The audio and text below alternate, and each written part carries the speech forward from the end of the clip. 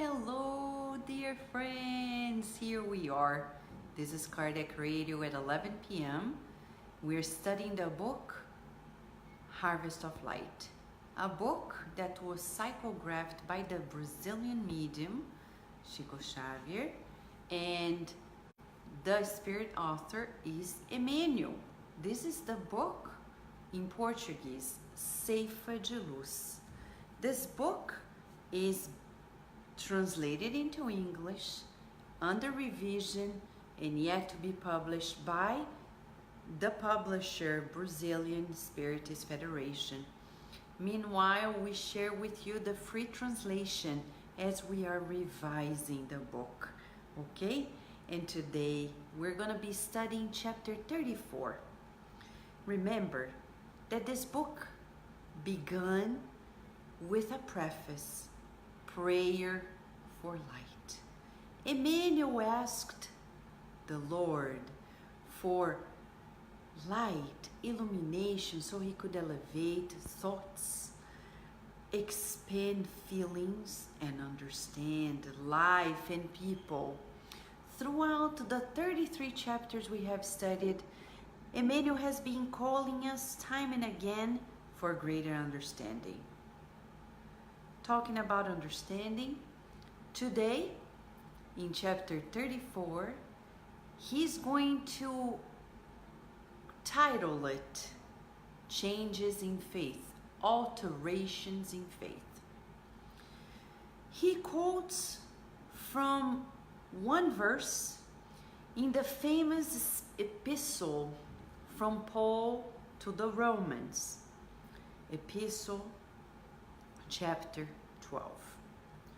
Studying chapter 12, Emmanuel is talking to the Romans, and his appeal is an appeal to transformation.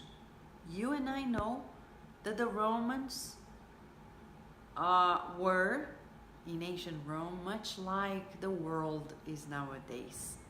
It's all about matter, it's all about power, it's all about appearances, it's all about strength, status.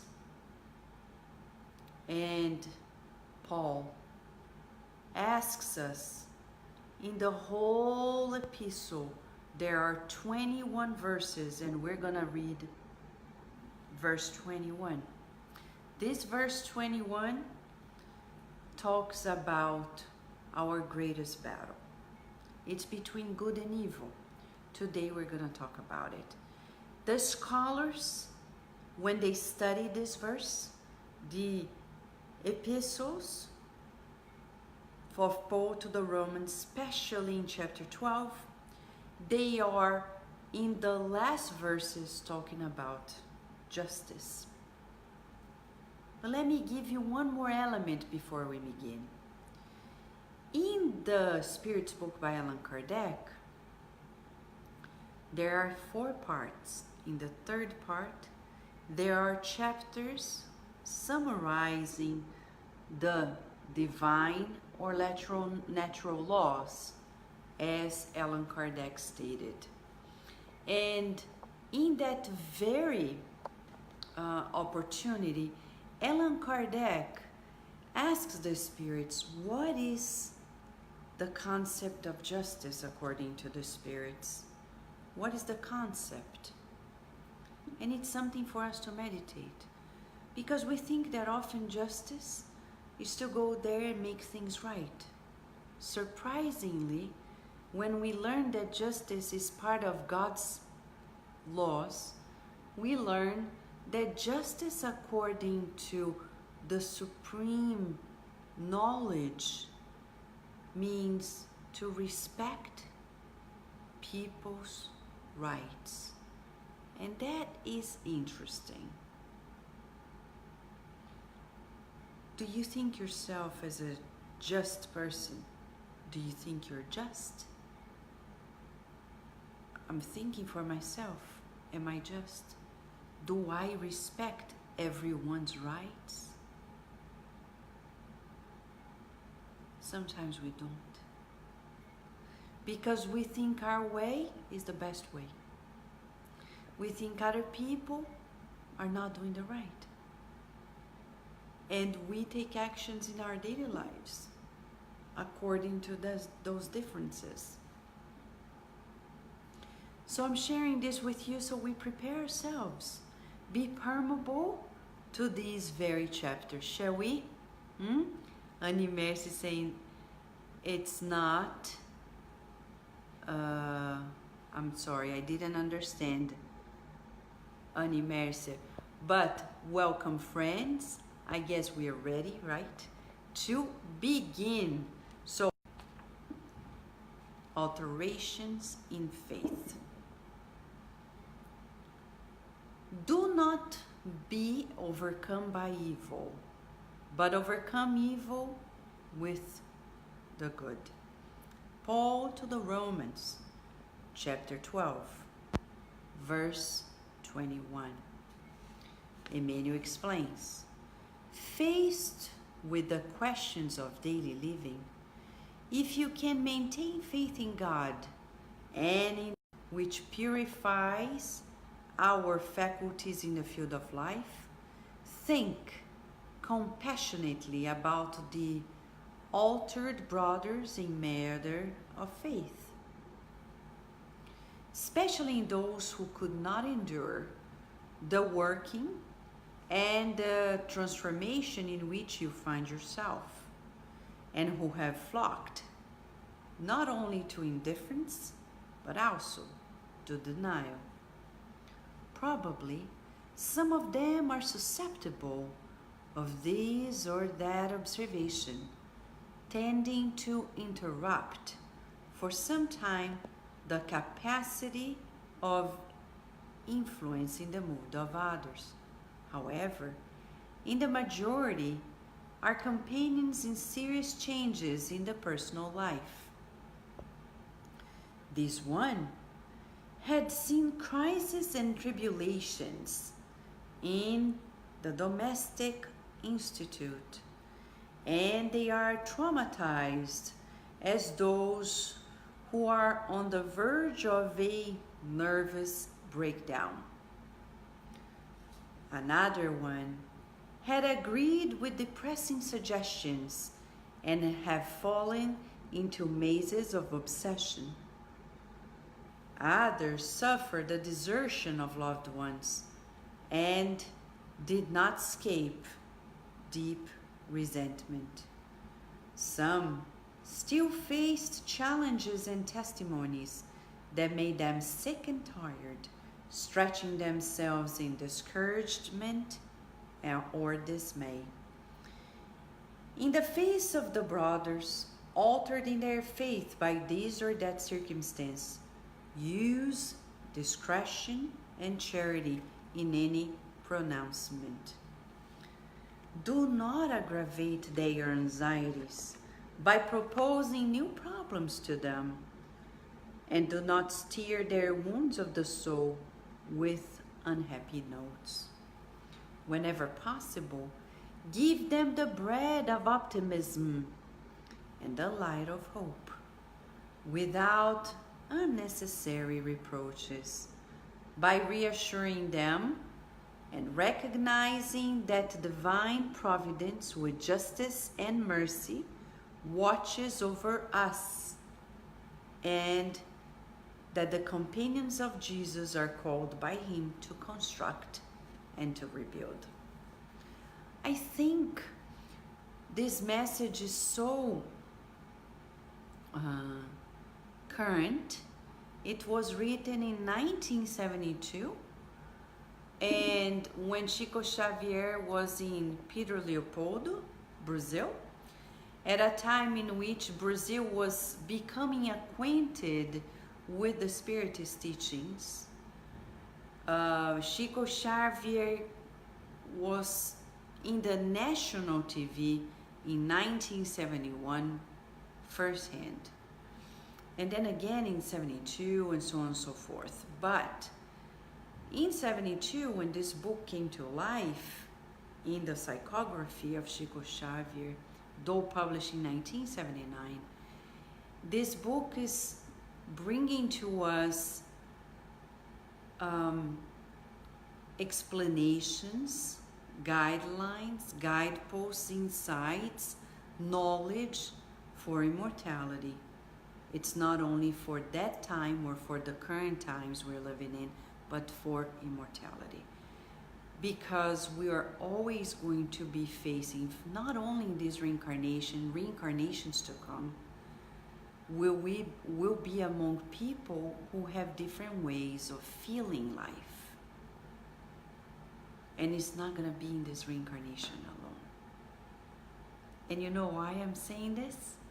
Because Mentor Joseph is reminding us that often we think, oh, this life is so complicated, my family doesn't understand me, nobody understands me, and we think that in the next reincarnation it's going to be a breeze. But what made us think about this? If it takes time for everybody to really evolve, including ourselves, how are we going to practice tolerance, patience, if not amongst those that request patience and tolerance from us, and vice versa? How often we are instruments of patience to others, of tolerance to others. They're like, oh, here comes again. She's talking about this, that, and the other. She's behaving this way.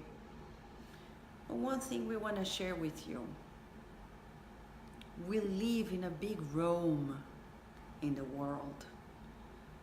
And it may be beautiful in many ways. To have courage, determination, to love progress, to love expansion.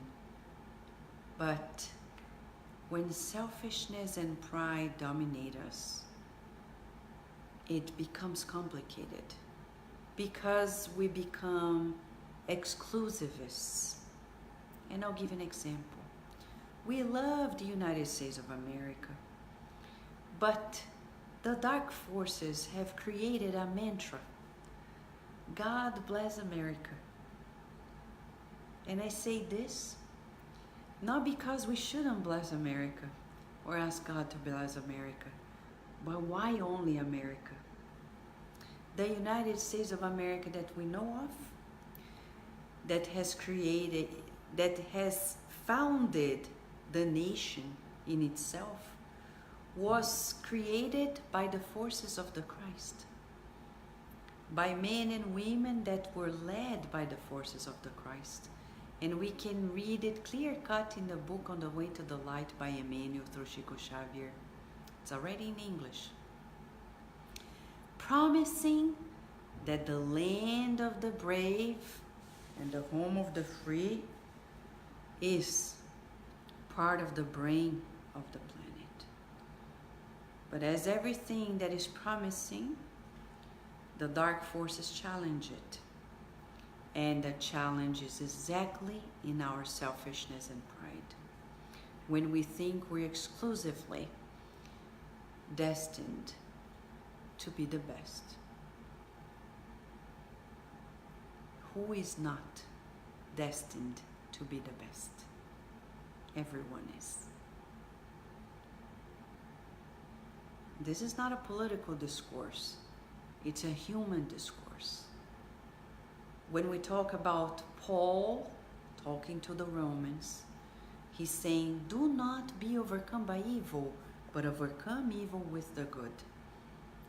And we do not overcome the evil with evil.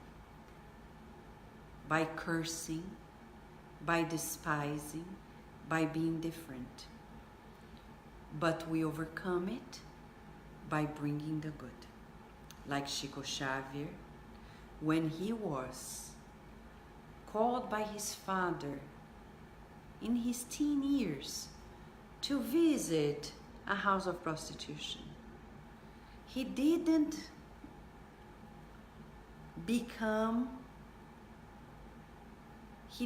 allow evil to overcome him. He actually overcame evil with the good. How? When his father thought that he was having sex with prostitutes, he was actually praying with them, talking to them. This is an example. And we're not kidding.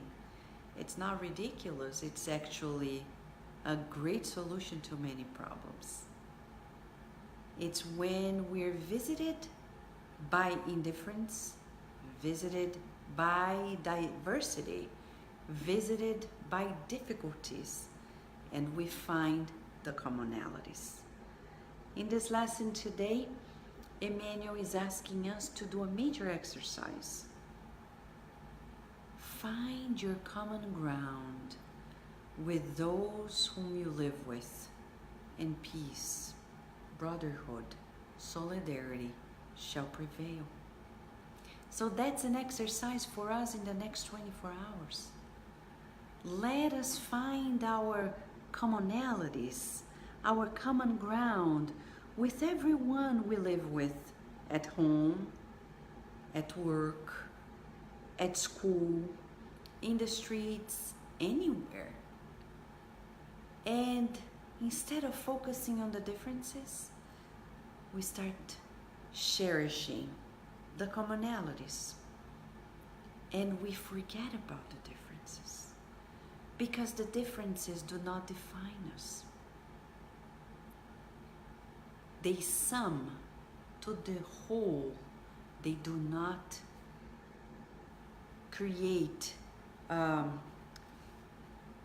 obstacle in our relationship unless we cannot find commonalities. But I ask you this, isn't that true that we are humans and we can find with anyone the common ground of pain, the common ground of the willingness to find happiness, the willingness to find God, the willingness to co-create, in other words, the kingdom of God wherever we are. Emmanuel then says, as Paul was talking to the Romans, faced with the questions of daily living, if you maintain faith in God, and he says if you can, and when we say if we can, he's saying, do you want it? Because psychology says to us, when I say I can't, it means I don't want to. Because where there is a will, there is a way. If you can maintain faith in God and in the immortality of the soul above the obstacles, that's what we're saying. If we find the common grounds, our faith in God, God is the center of our universe, and knowing that we're immortal, so these differences are passing. I know people who look at people from other countries and they're like, oh, these people from X country, oh, these people from Y country. And I'm like, what if you reincarnate in that country tomorrow? Why do you think you have this feeling for those people? You think you're too different. I know. There are people who have a hard time with a specific country, and then in a previous life they had a life in that country, and you know, they still don't accept that person in that life that they were, and they project that feeling of disgust to the self towards others. Who says it? Emmanuel, in the book Thought and Life, when he explains the chapter Guilt. He says usually when we feel guilty, we start despising ourselves, and then because we can't put up with that despise towards the self, we project onto others. And then we start despising others. So if we accept that person from the past inside of us, blessing our obstacles, our difficulties. There is a message I was reading today that says more by Dr. Bezerra de Menezes through Chico Xavier. And he says we should bless our obstacles, our difficulties, and bless those personalities of the past that created embarrassments for us. How do we do it? In prayers, before our protecting spirits, daily, especially when we are going to sleep, saying, please help me. Be compassionate towards that personality of the past, of myself, that created this hassle, this embarrassment, that now turns my life upside down. And instead of shooing away that personality of ours, we're going to be kind and compassionate. There is a visualization that Joana de Angelis gave to Divaldo Franco. The Divine Light Heals. It's in a CD named Health, and there is this visualization. And a part of the visualization is for us to be by the lake and invite an enemy to come and reconcile. But the first one is in ourselves, the personalities of the past that are still living in us, because to reincarnate is to become anew. And many of us are reincarnated but are not becoming anew. We're still the old. We're still the old conditionings. So we're being asked to become anew, to let go of the old, to let in the new, singing to ourselves, I let go of the old, I let in the new, I let go of the old, I let in the new, I let go of the old, I let in the new, I let go of the old, and I let in the new. And I let go of the old, not to smash it, but to transform it, to educate that part of us from the past. The grumpy person, the ambitious person, or the intolerant person, or the envious person, or whatever that person is, we come call them in and say, I'm going to pray for you. I'm going to pray for you. I'm going to pray that you understand that we need to turn our hearts to God. We're no longer the center of our universe. We need now to serve the God, the only God that we know. And we give a hand to that part of us. Call that person the personality of our previous lives. If you study yourself, you're going to know that it's there, still living, and still making you stuck. Sometimes in relationships, sometimes in your profession, sometimes in your social relationships, sometimes in your family relationships, sometimes with your health. How many problems in our health we have, there is still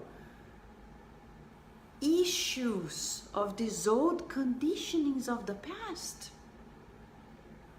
And I renew myself. I let go of the old, I let in the new.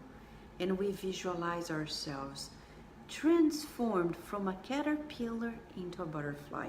When we're talking about transformation, we're talking about going from beast to beauty. Beast to beauty. From roughness to smoothness. You're a sculpture of God. We are sculptures of God. Emmanuel is telling us, sometimes we're going to find in others people who quitted their faith They are indifferent, they deny it. And you're like, how come? They read so many books. And look at what's happening with them. Well, it happened to Valdo Vieira when he used to live with Chico Xavier under the same room, the same roof, as roommates, mediums, partners in mediumship. Valdo Vieira once turned his heart and said, I don't want it anymore. Did Chico Xavier quit? No. Did he badmouth Valdo Vieira? No. Did he go depressed? No. What a lesson. Did Jesus become desperate because Judas was going to deceive him, let's say this way? Betray him? Did he become desperate because he knew Peter was going to deny him 3 times? His spiritual stature was at the point that he could see the future, but he did not get disturbed by it. It's hard for us to foresee the future because often we become anxious, so we better not know. Because the little that we know is enough. Sometimes even for children. When they know they have to travel, they become anxious. Don't tell them then. Let them know when you're around the corner so you save them from that anxiety until they learn how to handle their controlling issues. And we are just alike. There are some people who are in crisis. They enter a nervous breakdown. They don't know what to do. What are you gonna do? You're gonna allow yourself to be emotionally contaminated? No, you can shield yourself. We can shield ourselves. How? He says at the beginning, if we can maintain our faith in God and in the immortality of the soul, we'll be cool, calm, resignated, knowing that everything shall pass. Mother Mary, everything shall pass. So let us do this exercise, huh? He says here, bring those who have their anxieties, their problems, they have their disbelief, instead of hammering them with reproaches, Emmanuel says, bring them the bread of optimism, the bread, nourishment, and the light of hope. Oh man, what else do you need? The bread of optimism. It nourishes our souls. And the light will never be dark, of hope. That's it. We're never gonna tell somebody, you're doomed because you don't believe in Allan Kardec. Mamma mia, please don't say that. Nobody's doomed. It's okay. There are times we're upset. There are times we don't understand why people do X, Y, Z.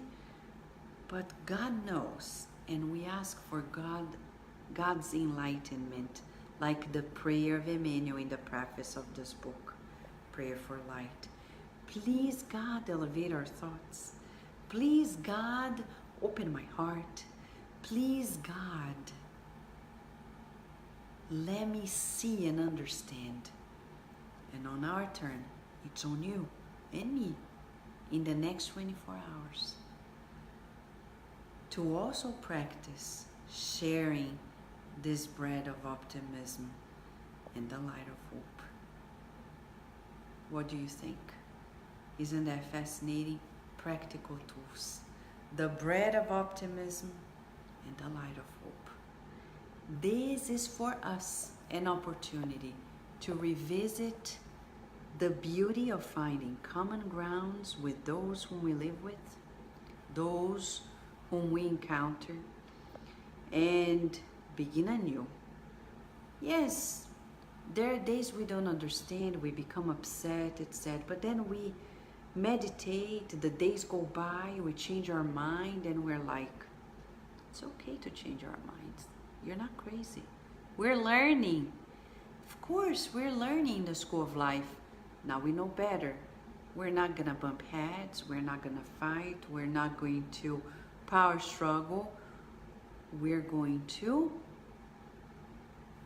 find the commonalities and share the bread of optimism and the light of hope. That's the message of Emmanuel today. That's the message that brings to us new light. Annie Mercy is saying, when I knew Spiritism, my consciousness improved. Thank you, Annie Mercy, for your loving kindness. So for now, I'll let you know that tomorrow, God willing, when we come back, we're gonna study. I think this is my personal take, don't mind me. The most beautiful message in this book, The Son of the Truth by Emmanuel. What a message.